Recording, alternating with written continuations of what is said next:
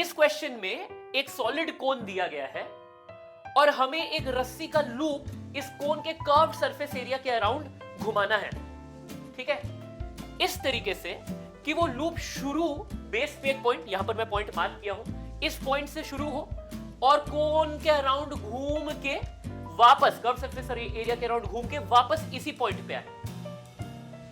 तो अगर मेरा रस्सी का लूप ऐसा करता है तो बताओ shortest possible length of the rope कितना हो सकता है? ये है मेरा क्वेश्चन। और देखो ये क्वेश्चन समझने में थोड़ा प्रॉब्लम हो सकता है, इसलिए मैं कुछ एग्जांपल्स दिखाया हूं कि कैसे हम लोग एक रस्सी के लूप को इस कोन के कर्व सरफेस के अराउंड घुमा सकते हैं, ठीक है, क्योंकि बहुत सारे तरीकों से घुमा सकते हैं। इधर देखो, एक पॉसिबिलिटी तो ये है कि हम वो रस्सी का लूप को बिल्कुल बेस के अराउंड घुमा दे, ये ब्लैक वाला रस्सी दिखाई दे रहा है, ऐसा घुमा दे। या हो सकता है कि हम लोग थोड़ा ऊपर लेके जाए रस्सी को घुमा के फिर नीचे लेके आ जाए। या ऐसा भी हो सकता है कि पहले हम लोग पूरा ऊपर चले जाए रस्सी को लेके, फिर ऊपर से थोड़ा घुमा दे, छोटा सर्कल मिलेगा और फिर नीचे लेके आ जाए जहां से शुरू किए थे। आना वही है जहां से शुरू हो रहा है, बेस पे है वो पॉइंट, ठीक है।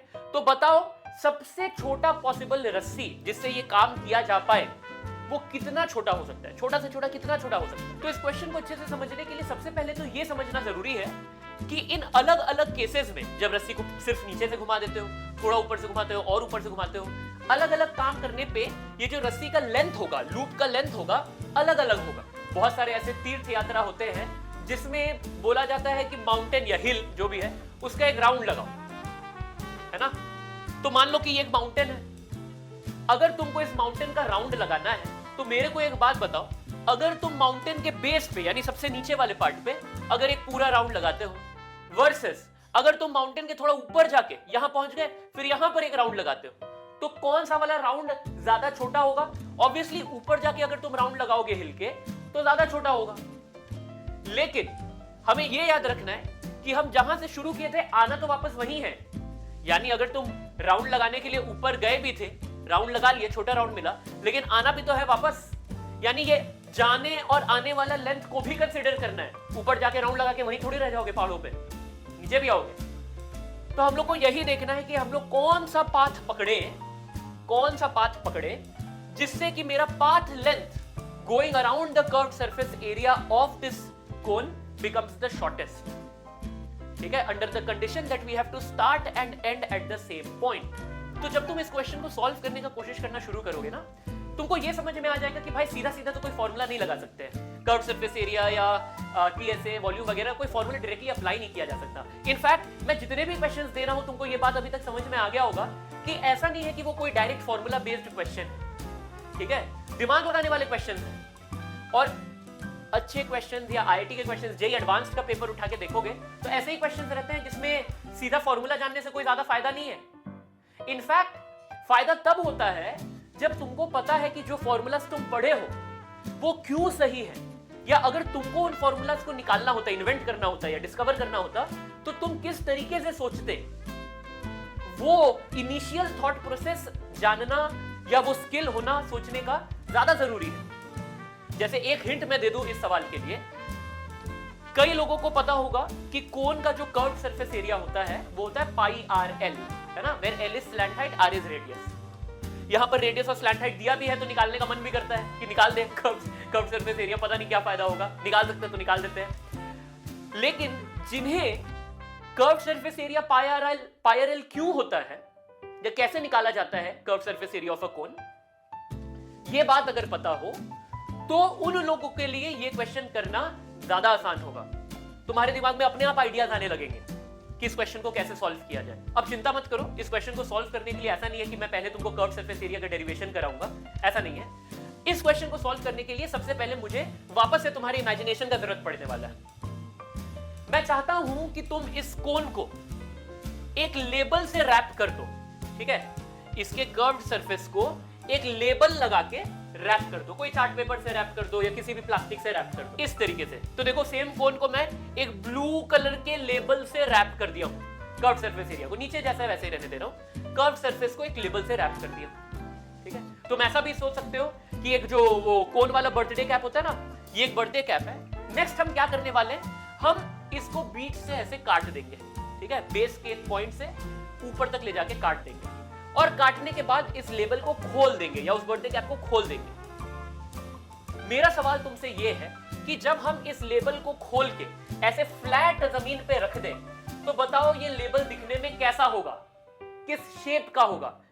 ऐसा अक्सर हम लोग बचपन में सिलेंडर जब पहली बार पढ़ते हैं, सिलेंडर का कर्व सरफेस एरिया पढ़ते हैं, तब भी ये चीज सोचते हैं सिलेंड्रिकल कैन के अराउंड एक लेबल लगाए और उस लेबल को अनपील करके, है ना, नोच के उस लेबल को खोल दे और जमीन पे फ्लैट लगा दे तो वो लेबल दिखने में रेक्टेंगुलर रहता है। एक रेक्टेंगल को सिलेंडर के अराउंड रैप किया जा सकता है, सिलेंडर के कर्व सरफेस के अराउंड रैप किया जा सकता है। उसी तरीके से मेरा सवाल अभी ये है कि अगर एक कोन के कर्व सरफेस को खोल दिया जाए तो वो कौन सा 2D शेप नजर आएगा? सोच पा रहे हो? सोच नहीं पा रहे हो तो मैं दिखा देता हूं। ये देखो कोन दिखाई दे रहा है, हॉलो है तो फर्क नहीं पड़ता है, कोन तो है, ठीक है। पेपर कटआउट से मैं तुम्हारे लिए कोन बनाया हूं। अब इस कोन को मैं जैसे दिखाया था खोलने वाला हूं, ठीक है। खोलने से पहले तुम लोग के पास लास्ट मौका है, सोच लो शेप खुल के कैसा नजर आएगा। सोच लिए? अब देख लो कोन को, अगर मैं कोन के कर्व्ड सरफेस को अगर काट के खोल देता हूं तो कैसा नजर आता है, देख लो। ये देख लो भाई, कौन सा शेप है ये? कौन सा शेप है? ये तुम्हारे क्लास 10 में भी पढ़ाया जाता है। This is the sector of a circle, है ना। एक पूरे सर्कल का एक वो पिज्जा स्लाइस अगर काट के निकाल ले तो ये वो शेप है, sector of a circle. Circle का एक हिस्सा है। समझ में आ रहा है सबको ये बात? अब तुम सोचोगे सर इस बात को समझ के हमारा क्या फायदा? अब इस क्वेश्चन को हम लोग इस पेपर कोन पे समझने का कोशिश करते हैं। इस क्वेश्चन के अनुसार मेरे को कोन के बेस पे एक पॉइंट से शुरू करना है और मेरे को रस्सी को कर्व सरफेस एरिया के अराउंड घुमा के वापस उसी पॉइंट तक लेके आना है, ठीक है। कागज पे सोचते हैं तो कागज वाले कोन पे हमें यहां से शुरू करना है और घूम के आके कोन के अराउंड वापस यहीं खत्म करना है। तो मान लो कि मैं एक मार्कर लेके उस पाथ को मार्क करने लग जाऊं। कोन के कर्व सरफेस एरिया पे एक ब्लैक मार्कर से ऐसे लाइन खींच रहा हूं, ठीक है। कोन के अराउंड यहां से शुरू करके कोन के अराउंड घुमा के यहां पर ही खत्म कर देता हूं। याद रखना, मैं चाहता हूं कि मेरा ये जो पाथ है मार्कर से बनाया हुआ वो सबसे छोटा पॉसिबल पाथ हो, राइट। जब तक ये कागज इस तरीके से फोल्डेड है, हमारे लिए सोचना थोड़ा चैलेंजिंग हो रहा है कि वो मार्कर से बनाया हुआ लाइन सबसे छोटा कब होगा। लेकिन इस कागज को अगर मैं खोल दूं तो यही सोचना बड़ा आसान हो जाएगा। ध्यान से समझो, मुझे शुरू इस पॉइंट से करना है, फिर घूम के आके इस पॉइंट पे खत्म करना है। जब मैं इस कागज को खोलूंगा तो ध्यान से देखना कि ये पॉइंट जाते किधर है। ये रहा मेरा शुरू होने वाला पॉइंट और खत्म होने वाला पॉइंट कहां गया भाई? ये रहा, है ना, इधर खत्म हो रहा है। तो अब इस 2D डायग्राम पे इस चीज को सोचो। मेरे को इस पॉइंट से शुरू होते हुए इस पॉइंट तक जाना है, लेकिन मेरा पाथ सबसे छोटा होना चाहिए। तो मैं किस तरीके का पाथ बनाऊं? अब ये तो सबको पता है कि कोई भी दो पॉइंट को कनेक्ट करता हुआ सबसे छोटा पाथ एक स्ट्रेट लाइन होता है। तो मैं सिंपली यहां से शुरू करूंगा बनाना और एक स्ट्रेट लाइन खींच दूंगा यहां तक, और वही पाथ यहां से यहां जाने वाला सबसे छोटा लाइन होगा। बना के दिखा देता हूं, ये देख लो, यही होगा सबसे छोटा पाथ। यहां से यहां जाने वाला सबसे छोटा पाथ यही होगा। अब जिनके दिमाग में वो सब केसेस चल रहा था ना, कौन सा वाला दिखा देता हूं। अगर लग रहा है ये पिंक वाला वायर जैसे जा रहा है, पिंक वाला रोप जैसे जा रहा है कि भाई पहले थोड़ा ऊपर चले जाओ, फिर गोल घुमाओ, फिर नीचे आ जाओ, शायद ये पाथ ज्यादा छोटा होगा क्योंकि ये लूप मेरे लिए छोटा हो जाता है। तुम इस कागज पे सोच के देखो तुम क्या करोगे। तुम बेस से शुरू कर रहे हो, थोड़ा ऊपर जा रहे हो, फिर इधर आ रहे हो, फिर नीचे आ रहे हो। तो अब तुमको क्या लगता है यहां से यहां जाने के लिए कौन सा रास्ता ज्यादा छोटा होगा? ये वाला ही सबसे छोटा होगा, स्ट्रेट लाइन पाथ। अगर तुम ऊपर जाते हो, फिर घूमते हो, फिर नीचे आते हो, तो obviously you are taking a longer path, ठीक है। हाँ, माना कि इस साइड से इस साइड जाते वक्त ऊपर जाके क्रॉस करना ज्यादा छोटा पड़ता है, बट खाली ये रास्ता थोड़ी देखना है। ये ऊपर गए फिर नीचे आए, वो पाथ का लेंथ भी तो ऐड होगा। इसलिए मेरा shortest path to go from this point to this point is definitely this straight line. हाँ, ये तो मैं खोल के दिखा रहा हूं। जब ये कोन के शेप में फोल्डेड रहेगा तब ये पाथ कैसा दिखाई देगा ये भी देख लो। फोल्ड करने के बाद ये कुछ ऐसा नजर आ रहा है। समझ में आ रहा है? यहां से शुरू हुआ, घूम के गया, वापस इसी पॉइंट पे घूम के आ गया, ठीक है। खोलने से कैसा दिख रहा है? खोलने से स्ट्रेट लाइन। क्लियर? तो अपना जो शॉर्टेस्ट पाथ है वो ना ये ब्लैक वाले केस की तरह है, एकदम नीचे वाले बेस के अराउंड नहीं घूम रहा है, ऊपर जाके भी घूम के नहीं आ रहा है, ये ग्रीन वाले केस की तरह है। समझ में आ रहा है? और ये सेंसिबल भी है। अगर तुम सिर्फ नीचे ही घूम के आ गए तो सबसे छोटा नहीं होगा। क्यों? क्योंकि देखो जैसे जैसे तुम ऊपर जाते हो तो कोन पतला होते जाता है, कोन पतला होते जाता है तो तुमको मौका मिलता है अपने लूप को और छोटा कर लेने का और छोटा पाथ घूम के आने का। अब तुम बोलोगे सर और ऊपर चले जाते हैं, कोन तो ऊपर जाते जाते और छोटा हो जाता है, लेकिन ऊपर जाके लूप बनाने में ये लॉस है कि हमें ऊपर जाने वाला पाथ और नीचे आने वाला पाथ भी तो कंसीडर करना पड़ेगा, सिर्फ लूप के बारे में नहीं सोचना है। तो ये दोनों चीज को ऑप्टिमाइज करते हुए ये ग्रीन वाले टाइप का पाथ ही सबसे छोटा होने वाला है, जैसा कि हमने कागज पे देखे। अब ऑब्वियसली ये पाथ रिकॉग्नाइज करने के बाद क्वेश्चन में मैं ये पूछा हूं कि इस पाथ का लेंथ कैसे निकालें। ये मेरा नेक्स्ट पार्ट है।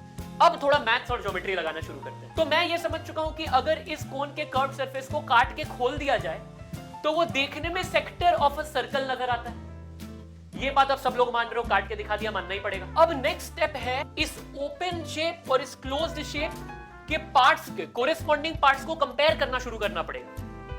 जैसे कि तुम मेरे को बताओ कि जब इस कोन को काट के मैं खोलता हूं तो ये कोन का जो बेस सरकमफरेंस दिखाई दे रहा है, ये बेस सर्कल कट के जब खुलेगा तो वो इस सेक्टर ऑफ अ सर्कल पे कहां नजर आएगा, किधर जाएगा वो पार्ट। किनको समझ में आ रहा है कि वो इस सेक्टर का आर्क बन जाएगा? नजर आ रहा है, समझ आ रही है ये चीज? ज्यादा मुश्किल नहीं है सोचना, फिर भी दिखा देता हूं। कागज काट ही लिया तो देख लो। तो ये है मेरे सर्कल का नीचे वाला हिस्सा, ठीक है। इसको अभी मैं खोलता हूं, कहां गया वो? बिल्कुल सेक्टर का आर्क बन रहा है, नीचे वाला आर्क बन रहा है। तो यानी कोन के बेस सर्कल का सरकमफरेंस खुल के बनता है मेरे सेक्टर का आर्क, यानी सरकमफरेंस जितना लंबा है मेरा आर्क लेंथ उतना ही लंबा है। ये बात समझ में आ रहा है? दूसरा सवाल, कोन का स्लैंट हाइट है। अब उसको चाहे यहां दिखाऊं या यहां दिखाऊं, कोन खोलने के बाद ये सेक्टर पे कहां नजर आता है? तो देखो कोन पे स्लैंट हाइट ये रहा, उसको जब खोला तो वो बन गया सेक्टर का रेडियस, ठीक है। ये बात क्लियर है? जरूरी नहीं है कागज पे देखना।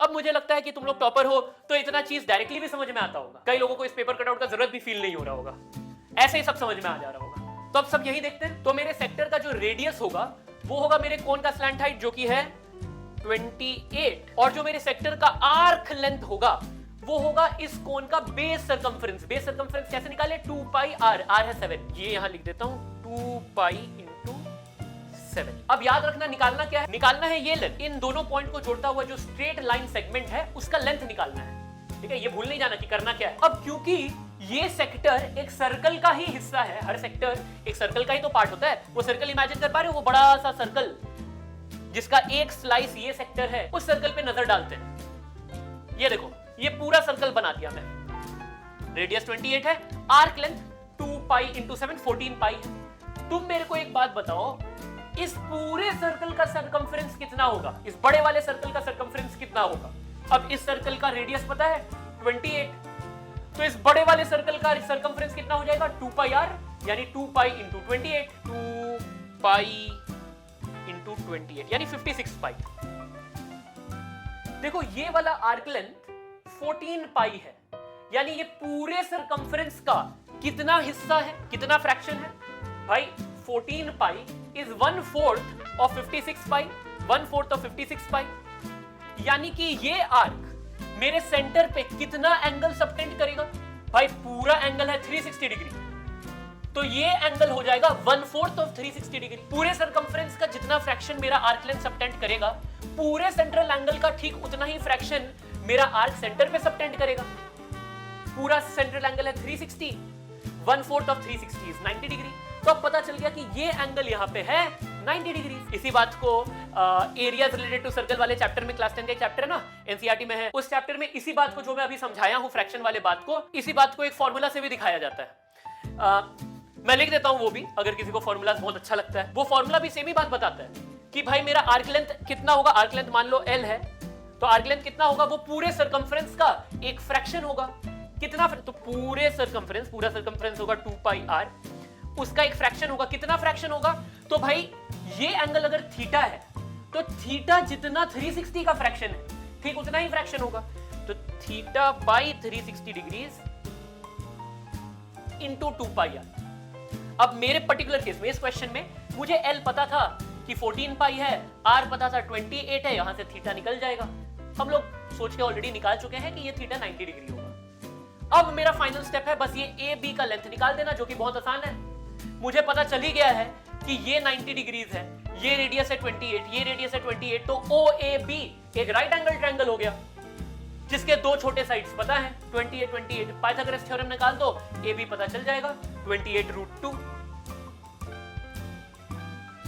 तो वो वाला रस्सी जो यहां से शुरू होगा, कर्व सरफेस एरिया के अराउंड घूम के आएगा, वापस इसी पॉइंट पे खत्म होगा, वो रस्सी 28√2 यूनिट्स या मीटर जो भी है से ज्यादा छोटा नहीं हो सकता, कम से कम उतना लंबा होना होगा। ठीक है, क्लियर है? बहुत बढ़िया। तो सच सच बताओ भाई, अगर तुम्हारा 5th क्वेश्चन भी सही हो गया